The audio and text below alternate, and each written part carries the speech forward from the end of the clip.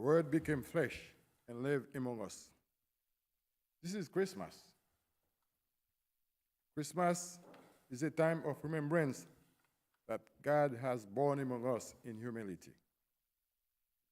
Christmas is God continuing to give life to people. At Christmas, humanity sees the face of God, hears his voice, smells and touches him. And the Word made flesh and lived among us. The Greek idea of word was the mind of God, or reasoning. So John says, Jesus is the mind of God in human form.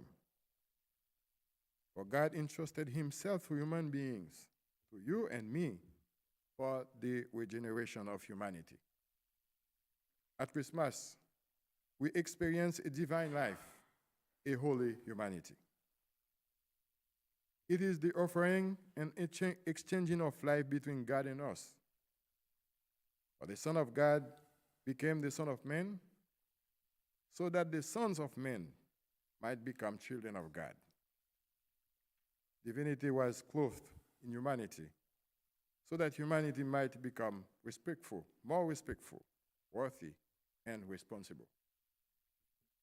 Yet, too often we use our humanity as an excuse to escape something good or to avoid our responsibility before the creation when saying, we are just human.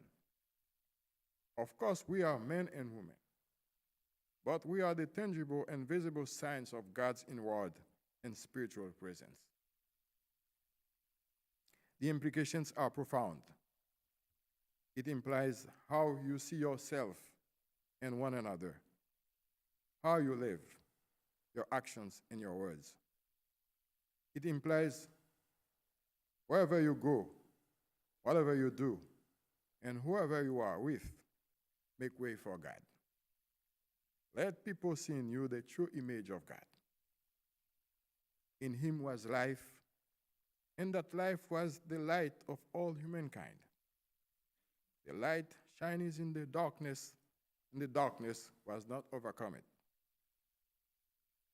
When God created all things at the beginning of the world, God's first step was to create light. He said, let be the light. Let be light. And there was light. The terms light and darkness are constantly played against one another. We must understand the contradiction light, darkness, and darkness, light is unavoidable. Light cannot exist without darkness, and darkness is the absence of light. Both cannot evolve at the same time together. Imagine sitting in a very dark place, and you are not alone. No one can see and control what is happening. It could be a dark place when ignorance, unfaithfulness, and hatred occupy our mind and our heart. It is worse when the darkness is worldwide. And the darkness of the world is all sorts of vice, disorder and chaos, war, corruption, ugliness. The world is living in darkness because of foolishness and selfishness of people. Light can be considered from three different forms. The first is physical light, which is now filling the space and by which we can see one another. But if we turn it off, we cannot see well. There is also a second level of meaning of the term.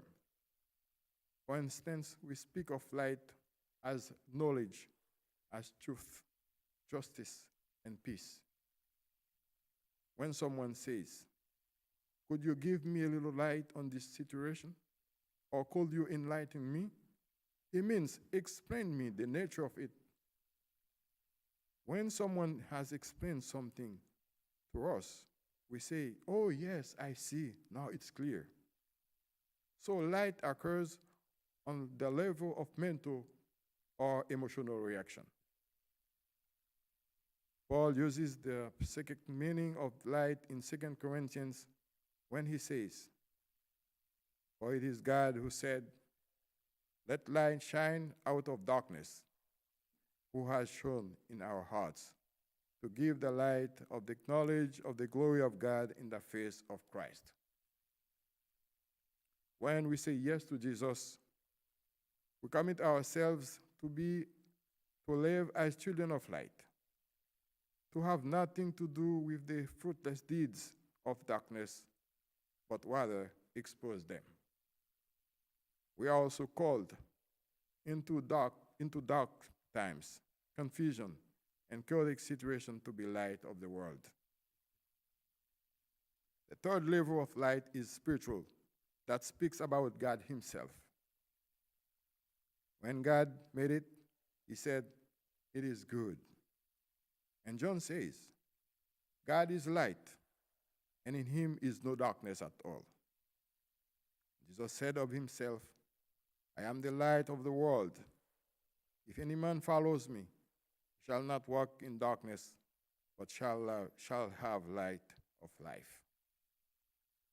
Jesus was in the world, and though the world was made through him, the world did not recognize him. Christmas is a season of giving and receiving. Who doesn't want a gift? I like receiving as I like giving, and anticipating giving a gift when I feel like I have found just the right thing and please the receiver. Perhaps you have experienced receiving a gift you didn't want, something that isn't your style. Maybe you have also experienced a painful feeling of realizing you have given an unwanted gift. Sometimes these giving issues happen when the giver and the receiver don't really know each other so well and don't have a clear picture of their heart's desire. But God knows us inside out. God can't give us a gift that doesn't fit us. And God gave us out of the gift we need. On Christmas Day, God gave us the greatest gift, Jesus, his Son, to love us, to care for us, to intercede for us, to pray for us, and to die for us. I guess if you are informed that the presidents or the vice presidents were sending a special Christmas gift to you, you will be in expectation and save these gifts as a memorial. And maybe you will let everybody know that you have received a special gift from them. If you have never experienced receiving a significant gift, so the most powerful and memorable gift you ever receive is here. Open your eyes to see him in me and the person next to you. Just open your mind and your heart to grab him. Sometimes we receive a gift from God, but we don't open it or don't use it. God gives us something that no one else can give us, something we can not even give ourselves. The best gift of all is the gift of life. The gifts God gives us are meant to be used or opened. Open your life. Live your life. Enjoy your life. Be happy with your life. Respect your life. And protect the life of others. Because life is a gift from God. Christmas is a reason of giving, a season of giving. And Christmas invites us to give ourselves to God as living sacrifice by dedicating, sharing time with him, and loving him more through others. The best gift strengthens relationships. So Christmas is also a time of strengthening of God's relationship with us. Emmanuel, God with us, just to get closer to us. just to get through to us, just to love us more fully, just to care for us, just to make us who we are created to be. Unfortunately, the greatest gift from the greatest giver was rejected by many. Jesus came to his own, and his own people did not receive him. Jesus' life on earth was marked by rejection. The innkeeper rejected him before he was born, and so he was born in a barn. He was rejected as illegitimate growing up in Nazareth. The Jewish religious leaders rejected him. He was betrayed, denied, and rejected by his disciples in his darkest hour. Finally, he felt abandoned by God himself as he cried from the cross, my God, why have you forsaken me?" And Jesus is still rejected through the marginalized, the hopeless, and the voiceless. Even though God knew his greatest gift would be rejected, he gave it anyway to fulfill his love. And although the world rejected Jesus, Jesus did not reject us.